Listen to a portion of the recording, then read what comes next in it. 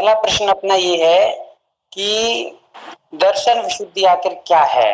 सम्यक दर्शन और दर्शन विशुद्धि में क्या अंतर है, इसको अपन लोग समझेंगे।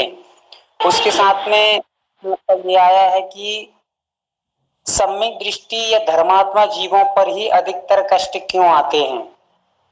जो पाप कर रहे हैं, जो बहुत सारे अनर्थ करते हैं, व्यसन करते हैं, मांसाहार आदि सेवन करते हैं, उन पर कष्ट संकट नहीं आते, सबसे ज्यादा धर्मात्मा पर आते हैं। ऐसे दो प्रश्न अपने बीच में है फिलहाल में, और फिर आगे के प्रश्नों को अपन समझेंगे। अभी ये दो पर फोकस करते हैं। तो प्रारंभ इस प्रकार से है कि ये मान के चलिए कि हमारे बीच लौकिक जीवन जीने के लिए हमें तीन चीजों की आवश्यकता होती है, रोटी, कपड़ा और मकान। तो जो रोटी है, कपड़ा है, मकान है, इन तीन चीज में से यदि हम लोग देखें, ये लौकिक जीवन जीने के काम आती हैं। वैसे ही पारलौकिक जीवन जीने के लिए तीन वस्तुओं की आवश्यकता होती है, और वे तीन चीजें हैं श्रद्धा, पूजन और दान। जैसे लौकिक जीवन जीने के लिए रोटी, कपड़ा और मकान जरूरी है, वैसे ही पारलौकिक जीवन जीने के लिए श्रद्धा, पूजन और दान, ये आवश्यक चीजें हैं। अब हम देखें कि इन दोनों में यदि दोनों को मिलाकर के तालमेल बिठाएं तो क्या आवश्यक ज्यादा है। तो रोटी, कपड़ा और मकान, यदि मकान ना हो किसी के पास तो जीवन जी सकता है कि नहीं जी सकता है, बताइए जी, फिर से पूछिए। यदि मकान किसी के पास ना हो तो वो जीवन जी सकता है कि नहीं जी सकता। जी सकता है। जी सकता है, कोई दिक्कत जी सकता है। बहुत सारे मुनि महाराज, बहुत सारी आरिकाएं, त्यागी वृत्ति और त्रियंच आदि बिना मकान के भी अपना जीवन सानंद संपन्न कर रहे, आनंद से जी रहे हैं। फिर यदि आपसे पूछा जाए कि रोटी, कपड़ा, कपड़ा के बिना जीवन जिया जा सकता है क्या। जिया सकता है, जिया सकता है। कपड़े के बिना भी बहुत सारे साधु दिगंबर साधु हैं, उसी के साथ में अनेक प्रकार के किरंच जीवन, वे भी अपने बिना मकान के और बिना कपड़े के आनंद से जीवन निर्विकल्प होकर जी रहे हैं। अब यदि तीसरी चीज है रोटी, तो रोटी के बिना जीवन जी सकते हैं क्या। लगभग नहीं जी सकते। हाँ, नहीं जी सकते। बहुत सारे लोग यही कहेंगे कि नहीं जी सकते, और संभव भी नहीं है। तो आप ये देखिए कि कपड़े के बिना जीवन जीना संभव है, मकान के बिना जीवन संभव है, पर रोटी के बिना कोई भी जीवन संभव नहीं है। वैसे ही श्रद्धा, पूजन और दान, ये तीन चीज हमारे पास पारलौकिक जीवन जीने के लिए आवश्यक है। तो अब इनमें यदि हम तीनों में तालमेल बिठा लेंगे, तो यदि मान लो कोई पूजन नहीं करता तो वो सम्यक दृष्टि हो सकता है कि नहीं हो सकता। हो सकता है, कोई दिक्कत हो सकता है। कोई दान नहीं कर पा रहा है तो वह सम्यक दृष्टि हो सकता है कि नहीं हो सकता। हो सकता है। हो सकता है। बहुत सारे जीव ऐसे होते हैं जो दान नहीं दे पाते, पूजन नहीं कर सकते हैं, वे सम्यक दृष्टि हो सकते हैं। अब आई तीसरी चीज श्रद्धा। तो जिसके पास श्रद्धा ना हो, क्या वो सम्यक दृष्टि हो सकता है।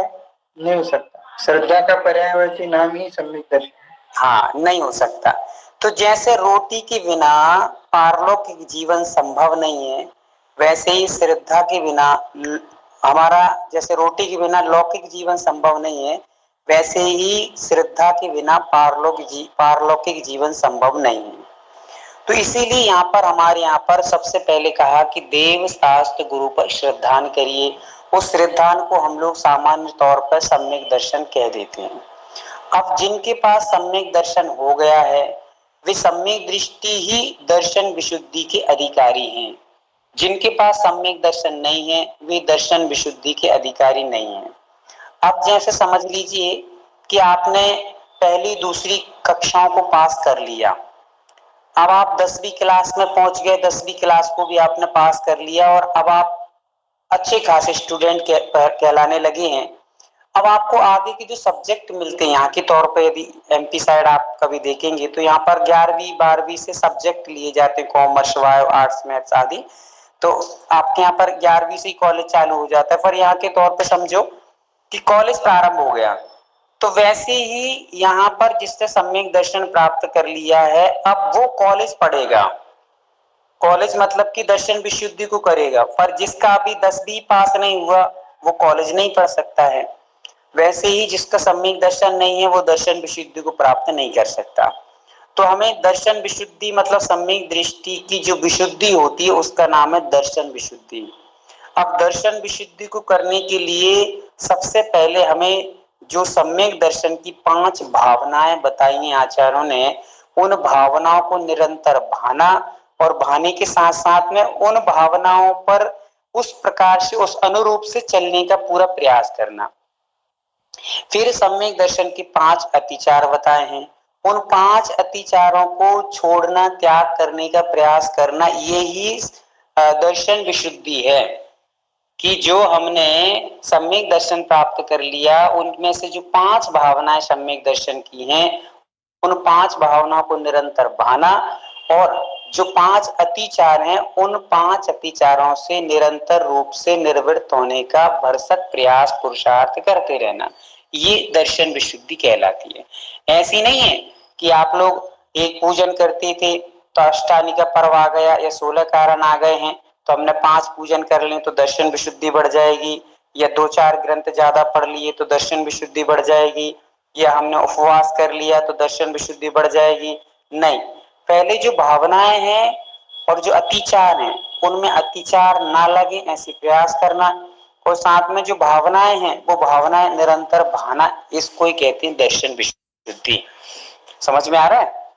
अब आप ये देखिए कि 5 भावनाएं, उनको हमें बैठ करके संध्या कालीन की बेला में आचार्य श्री हमेशा कहते थे कि अपने जो व्रतों की भावनाएं हैं उन भावनाओं को निरंतर भाने से ही विशुद्धि बढ़ती है।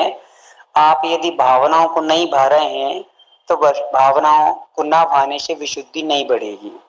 जब भी हमें अपनी विशुद्धि बढ़ाना है तो आचार्य श्री कई बार अब साधुओं को जब लास्ट में जब साधु आते थे तो उनको यही जाप देते थे कि दिन में आपको 5 जो भावनाएं हैं व्रतों की उन 5 भावनाओं की जाप करना है और चिंतन मनन पूर्वक जाप करना है कि कहीं हमारे माध्यम से किन्हीं व्रतों में कैसी विशुद्धि बढ़ पा रही, नहीं बढ़ पा रही, क्या दोष लगते हैं। तो 5 अतिचार और 5 भावनाएं, इनको भाव, इनसे जो विशुद्धि बढ़ती है उसी का नाम है दर्शन विशुद्धि भावना। और दर्शन विशुद्धि भावना को हम और अच्छे से समझना चाहें तो जैसे एक श्रेणी पे चढ़ने वाले जो मुनि महाराज होते हैं 7वें गुण स्थान में, वे 7वें गुण स्थान में 2 भेद बताए हैं वहां पर। एक भेद होता है 100 स्थान अप्रमत्त और दूसरा होता है सातिशय अप्रमत्त। तो 100 स्थान वाला तो हो गया सम्यक दृष्टि, एक तरह से बताया जा रहा है यहाँ पर, और जो सातिशय है मतलब कि जो श्रेणी चढ़ने वाला है उसको हम समझेंगे दर्शन विशुद्धि वाला। तो वैसे ही हम यदि सम्यक दर्शन अकेला प्राप्त करके और वही क्रियाओं में लगे हुए हैं तो सम्यक दर्शन बच सकता है, रह सकता है, कोई दिक्कत नहीं है, पर वो चारित्र की ओर नहीं बढ़ सकता। दर्शन विशुद्धि हमें चारित्र की ओर ले जाएगी, धीरे धीरे हम चारित्र की ओर बढ़ेंगे कि अब हमें अनुव्रत, फिर धीरे धीरे महाव्रत, यही दर्शन विशुद्धि का कार्य है कि वो अपने कर्मों को इतना मंद करती जाती है और हमारे चारित्र मोहिनी कर्म को धीरे धीरे मंद करके हमें चारित्र की ओर बढ़ा देती है। ये है दर्शन विशुद्धि भावना, ऐसे बढ़ाई जाती है दर्शन विशुद्धि भावना को, ऐसे समझा जाता है।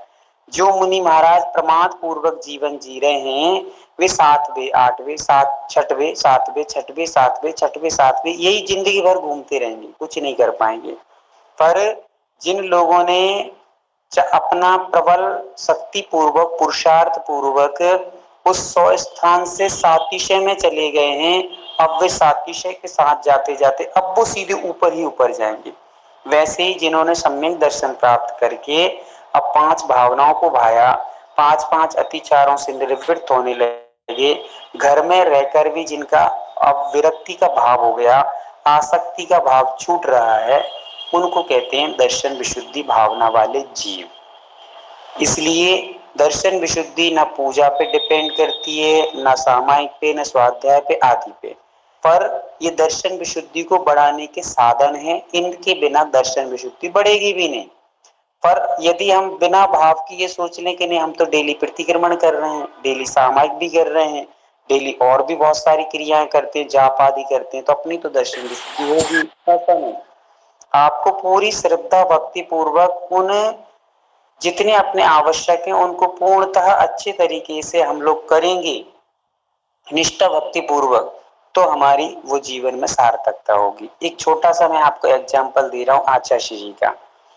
आचार्य जी लगभग लगभग रामटेक या अमरकंटक में विराजमान थे, और अमरकंटक जो स्थान है वहां पर हिंदुओं का काफी बड़ा स्थान है, पूजनीय स्थान उनका, और नर्मदा का उद्गम स्थान होने के कारण से काफी जैनेतर लोग भी आते हैं, और जैनेतर लोग आते हैं तो आचार्य जी के दर्शन भी करने बहुत सारे श्रद्धालु आते थे। वहीं पर ऐसे 4-5 श्रेष्ठी लोग, धनवान धनाढ्य लोग, धर्म की प्रभाव न करने वाले जैनेतर लोग आचार्य जी के पास पहुंचे, और आचार्य जी के पास पहुंच करके उन्होंने आचार्य जी का आशीर्वाद लिया और आचार्य जी से निवेदन किया कि आचार्य भगवान, हम लोग अब गीता आदि जो हमारे ग्रंथ हैं उनके छोटे छोटे भाग करके उनमें मेन मेन जो बातें हैं उनको हम लोग लेकर के, और पूरे जगह जगह जाकर स्कूलों में, गांव में जाकर इनका प्रचार प्रसार करने के लिए और पुस्तकों को बांटने के लिए जा रहे हैं, ताकि ये लोग भी गीता आदि का ज्ञान समझ सकें कि कृष्ण कैसे थे, कृष्ण ने कैसे रासलीला हुई आदि आदि सारी चीजें समझेंगे तो धर्म से जुड़ जाएंगे। आप हमें आशीर्वाद दीजिए कि हमारा कार्य अच्छे से सानंद संपन्न हो जाए। अब देखिए, आचार्य जी ने अपने नीचे सिर किया और अपने ग्रंथ को पढ़ने लगे। आचार्य जी ने उस समय कोई आशीर्वाद नहीं दिया। फिर दोबारा लोगों ने थोड़ी देर बाद पुनः निवेदन किया कि आचार्य जी हम इस कार्य के लिए जा रहे हैं, आशीर्वाद दीजिए। आचार्य जी ने बिना कुछ नहीं दिया, अपन को कार्य में लगे रहे। थोड़ी देर और बैठे रहे वो सभी लोग। फिर उसके बाद जब वो जाने लगे तो जाते जाते पुनः कहा कि आचार्य जी हम लोग जा रहे हैं, आप हमें आशीर्वाद दीजिए कि हम लोग अपने कार्य में अच्छे से सफलता को प्राप्त कर सकें। तो उस समय आचार्य जी ने कहा कि देखो, एक काम करना, आप लोग स्कूलों में जाओगे, छोटे छोटे गांव में जाओगे, वहां पर जाकर के लोगों को ये बताना कि देखो हमारे बच्चे जो नूडल्स, मैगी, कुरकुरे खाते हैं, और जो लोग बीड़ी, सिगरेट, गुटखा, तंबाकू इत्यादि चीजें खाते हैं, इससे हमारे जीवन में बहुत हानियां हैं, परिवार भी विनाश को प्राप्त हो जाता है और अपने बच्चों का भविष्य बिगड़ जाता है, और बहुत सारी बीमारियां पनप जाती हैं जिससे दुखी बने रहना पड़ता है। ऐसी चीजें उनको जाकर के बताना। तो उन सभी जैनितर लोगों ने हाथ जोड़कर कहा कि हाँ आचार्य जी हम बताएंगे। तो आचार्य जी ने पुनः पूछा कि बताओगे ना, ये सारी चीजें बताओगे? तो हाँ हाँ आचार्य जी हम लोग बताएंगे कि मैगी, नूडल्स, गुटखा, सिगरेट, बीड़ी आदि आदि, अंडा, मांस, मछली, शराब खाने से क्या नुकसान होते हैं हम लोग बताएंगे। अच्छा बताओगे? हाँ बताएंगे आचार्य जी, तो हमारा इसके लिए आशीर्वाद है। देखिए आचार्य जी ने किसके लिए आशीर्वाद दिया?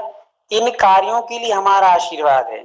ये जो प्रचार प्रसार पुस्तक के लिए करने जा रहे हो इसके लिए हमारा आशीर्वाद नहीं है। आप इन कार्यों को जो बताएंगे कि व्यसन नहीं करना है, आपको नशा नहीं करना है, आपको बीड़ी, सिगरेट, अंडा, मांस, मछली, शराब इत्यादि से नुकसान होता है, ये बताओगे, इसलिए आशीर्वाद है।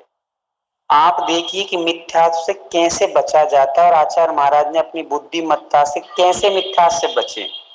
ऐसे ही दर्शन विशुद्धि वाला व्यक्ति जो होता है मिथ्या से बहुत दूर चलता है और अपनी बुद्धि पूर्वक सारी मिथ्या क्रियाओं से दूर दूर होता चला जाता है, निर्वृत्त होता चला जाता है, तब जाकर कहीं दर्शन विशुद्धि बच पाती है। अन्यथा थोड़ी ही ठोकर लगी, कांच का गिलास है, गिर गया तो छल्ली छल्ली टूटकर गिर जाएगा। वैसे ही हम लोग यदि कदाचित भी थोड़े भी यहाँ वहां किसी देवी देवता आदि के पास चले गए, आचार्य भगवान कुंद कुंद स्वामी जी ने अष्टपहौड़ ग्रंथ में एक बहुत सुंदर कारिका लिखी। उस कारिका में आचार्य भगवान कुंद कुंद स्वामी जी ने लिखा कि जीव विमुख को सबो, दंसन विमुख को चल सबो। इसका अर्थ आप कभी भाव पहाड़ ग्रंथ पढ़िए। अष्टपहौड़ में 8 अधिकार हैं, उनमें एक भाव पहाड़ नाम का अधिकार है। उस भाव पहाड़ में ये गाथा आई है, और गाथा में लिख रहे हैं आचार्य भगवान की जीव विमुख को सबो, दंसन विमुख को चल सबो। इसका अर्थ ये हुआ कि शरीर, कोई व्यक्ति जिंदा है और जिंदे व्यक्ति के अंदर से यदि आत्मा निकल जाए तो उसको शव बोलते हैं। जीव विमुख को शव, मतलब वो मृत हो गया, मुर्दा हो गया। आचार्य कुंद कुंद स्वामी कह रहे हैं कि जीते जागते इंसान के शरीर से आत्मा निकल जाए तो वो मुर्दा हो जाता है, और दंसन विमुख को चल सबो। यदि जीते जागते इंसान के शरीर में से, आत्मा में से दंसन विमुख को यदि दर्शन से मुक्त हो जाए, यदि सम्यक दर्शन से रहित हो जाए, तो आत्मा होने के बाद भी वो चलता फिरता मुर्दा है। ऐसा कुंद कुंद स्वामी कह रहे हैं। सोचो, आप विचार करो।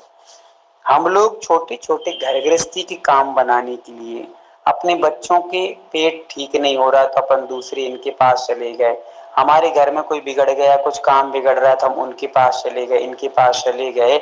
आचार्य कुंद कुंद स्वामी कह रहे हैं कि आप यदि मिथ्यात की ओर चले गए तो आप जिंदा इंसान नहीं है, चलते फिरते मुर्दा हैं। ऐसा कुंद कुंद स्वामी कह रहे हैं। कभी पढ़ लीजिए आप बाप पाव को उठा करके कि जीव विमुख को स्वभाव, जीव से रहित शरीर को शव बोलते हैं, और अपने सम्यक दर्शन से रहित जिंदा इंसान को चलता फिरता मुर्दा बोलते हैं।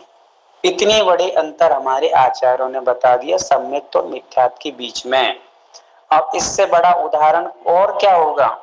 लोग कहते हैं कि सुधा सागर जी कितनी कितनी अपशब्द बोल देते हैं प्रवचन आदि में। अब कुंद कुंद स्वामी सीधी सीधी कह रहे हैं कि आपके अंदर यदि सम्यक दर्शन नहीं बचा है तो आप जिंदा इंसान नहीं है, आप मुर्दा हैं, चलते फिरते मुर्दा हैं। तो इसीलिए हमें दर्शन विशुद्धि के लिए इस भावना से जुड़ना चाहिए कि भगवान हम किसी भी प्रकार से कभी मिथ्यात्व में ना चले जाएं, किसी प्रकार से हमारे द्वारा ये अतिचार आदि है उनसे बचने का प्रयास करना। निरंतर ये भावना, भरत का आप उदाहरण दिया था मैंने कि रामचंद्र जी जब लौट करके आ रहे हैं, भरत उस समय बड़े प्रसन्न चित्त थे।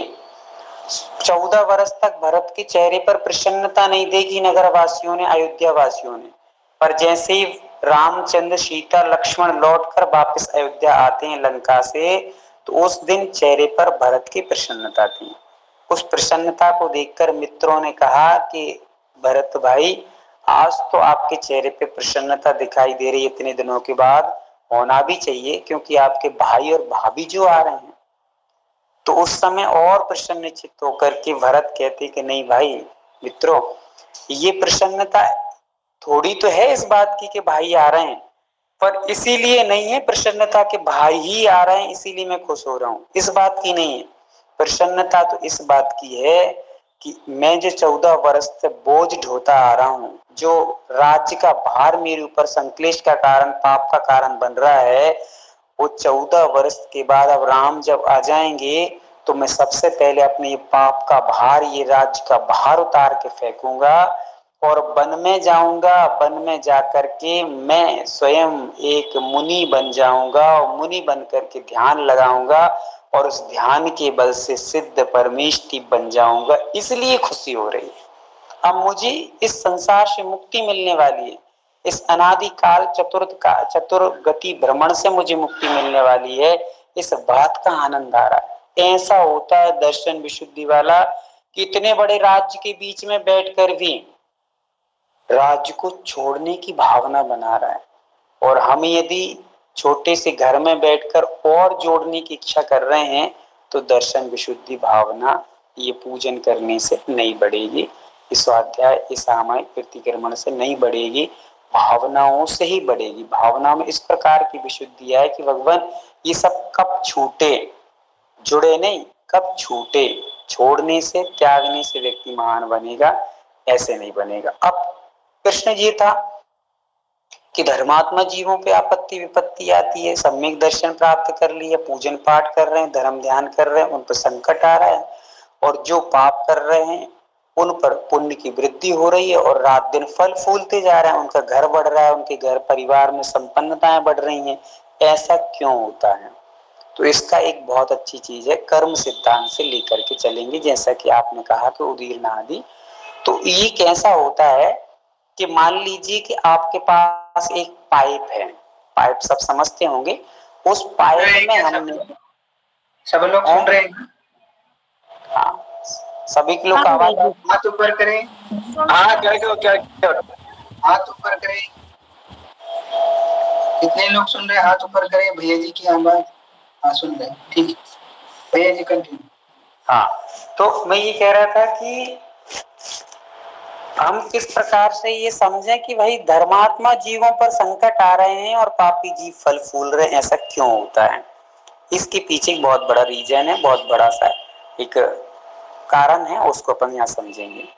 मान लो एक पाइप आपने ले लिया और पाइप में आपने आगे का मुंह बंद कर दिया है किसी चीज से, और उसमें आपने कचरा आदि, गंदा पानी आदि भर दिया है। गंदा पानी आदि से आपने पूरा, मान लीजिए 75% आपने गंदा पानी या गंदे कचड़े आदि से भर दिया है और आगे से उसका मुंह बंद कर दिया है। अब 75% आपने किससे भर दिया है? गंदगी से भर दिया है। फिर अब पीछे से हमने अच्छी चीजें भरना प्रारंभ कर दी, जैसे अभी तो गंदगी से 75% उस पाइप को भर दिया था, अब अच्छी अच्छी चीजें भर दी, रबड़ी, काजू, किशमिश आदि, और भी जो अच्छी चीजें समझ लो आप, बहुत अच्छी अच्छी चीजों से अपन ने भर दिया है। अब यदि हम लोग जब पाइप खोलेंगे, आगे से मुंह खोलेंगे उसका, तो पहले क्या निकलेगा? कचरा नहीं, कचरा निकलेगा। पहले कचरा निकलेगा, और जब तक वो 75% कचरा क्यों निकल रहा है? कचरा क्योंकि हम जो अब पीछे से जो अच्छी चीजें भर रहे हैं, वो अच्छी चीजें उस बुरी चीजों को धकेलेंगी, पहले बाहर करेंगी, और बाहर करेंगी, फिर उनका नंबर आएगा। अच्छी चीजें जो भरी हमने, उनका नंबर कब आएगा? जब हमारे कचरा पूरा बाहर निकल जाएगा, फिर उन अच्छी चीजों का नंबर आएगा।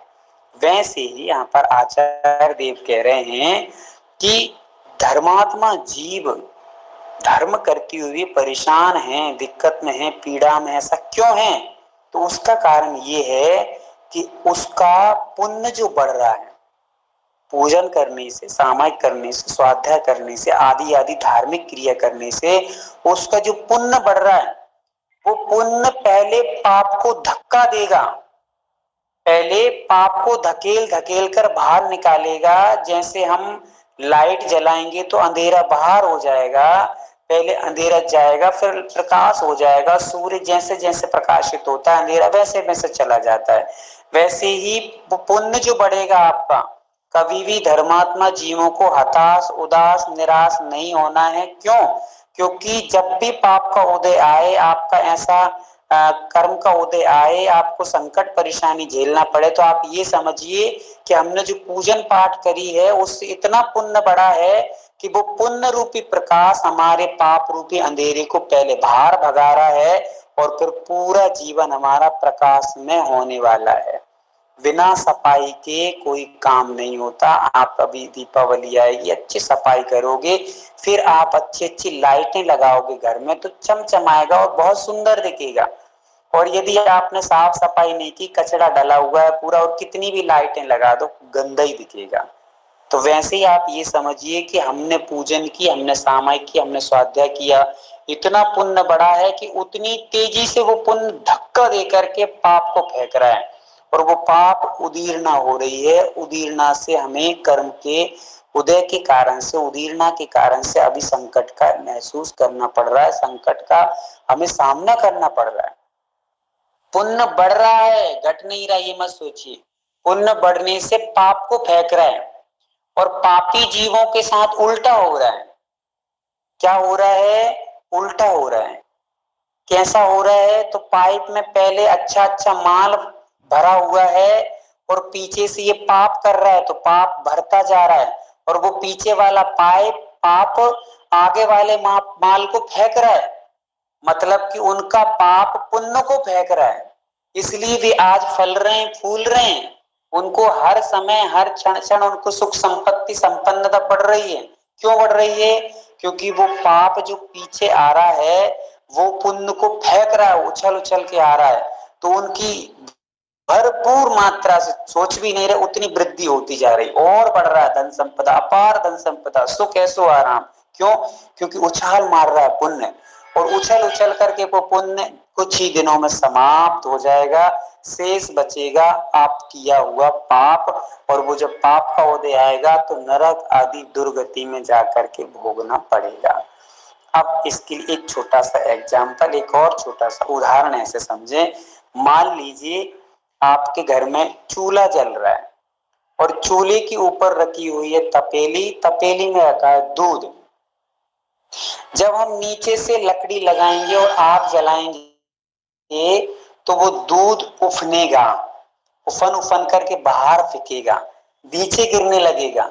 और जितनी जितनी तेज अग्नि बढ़ेगी उतनी उतनी तेजी से वो दूध बाहर आकर उफन उफन करके बाहर फैल जाएगा और कुछ ही देर में वो दूध पूरा जल करके खत्म हो जाएगा, शेष बचेगी आग ही आग। वैसे ही पापी जीवों के साथ ये हो रहा है कि वो पाप की अग्नि जल रही है और वो पाप की अग्नि पुण्य के दूध को फेंक रही है और वो कुछ ही दिनों में पुण्य का दूध फिक फिक करके बाहर होकर के खत्म हो जाएगा, शेष बचेगी आग जो कि जीवन भर पश्चाताप कराएगी। ऐसा हमें समझना चाहिए। इसलिए कभी भी किसी भी धर्मात्मा जीव को ये नहीं सोचना चाहिए कि हम इतना धर्म करते हैं, परेशानी क्यों बढ़ रही है।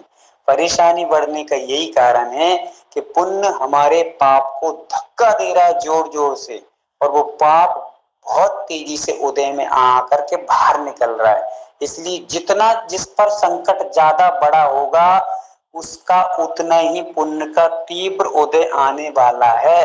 जितनी घनी रात होती है उतने जल्दी सुबह होने वाली है, ऐसा हमें समझना चाहिए। किसी को समझ में नहीं आया हो, कोई क्वेश्चन और उठ रहा हो तो आप इस पर एक और जिज्ञासाएं कर सकते हैं।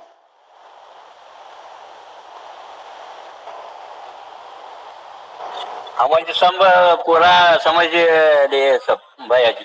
समझ गया भैया जी। हाँ समझ गया समझ रहे हाँ, समझ गए ना। नींद आ रही है और समझ रहे हैं ना। हाँ नहीं नहीं भैया जी, नींद रहा नहीं नहीं समझ गए भैया जी, समझ गए। हाँ, तो इसीलिए अब कभी घबराना नहीं है। भैया जी, हाँ जिन जिन लोगों का हाथ ऊपर नहीं या तो माइक शुरू नहीं, सब सो रहे, समझ लेना। हाँ, देखते हैं हाथ कौन ऊपर। हाँ, पक्की बात है, जिन जिन लोगों ने हाथ ऊपर नहीं किया सब सो रहे हैं। हाँ, 14 लोगों के हाथ ऊपर हो गए हैं। ಶುದ್ಧ ಕನ್ನಡಿ ಜನ ಅವ್ರಿಗೆ ಕೇಳ ಇದ್ರೆ ಏನ್ ಮಾಡವ್ರಿ, ಅವ್ರ ಕೈ ಹಂಗ್ ಮ್ಯಾಗ ಮಾಡವ್ರಿ। विचार तत्वार में दिए हैं 7वें अध्याय में, उसमें अपन पढ़ सकते हैं। और यदि उनके बारे में कोई विशेष जानकारी लेना होगा तो वो आप लोग ले सकते हैं प्रश्न पूछ करके। और यदि आपको पूरे 5 भावना 5 अतिचार समझना है अच्छे से तो फिर अपन लोग एक आध दिन कभी समझ सकते हैं उनको अच्छे से बैठ के।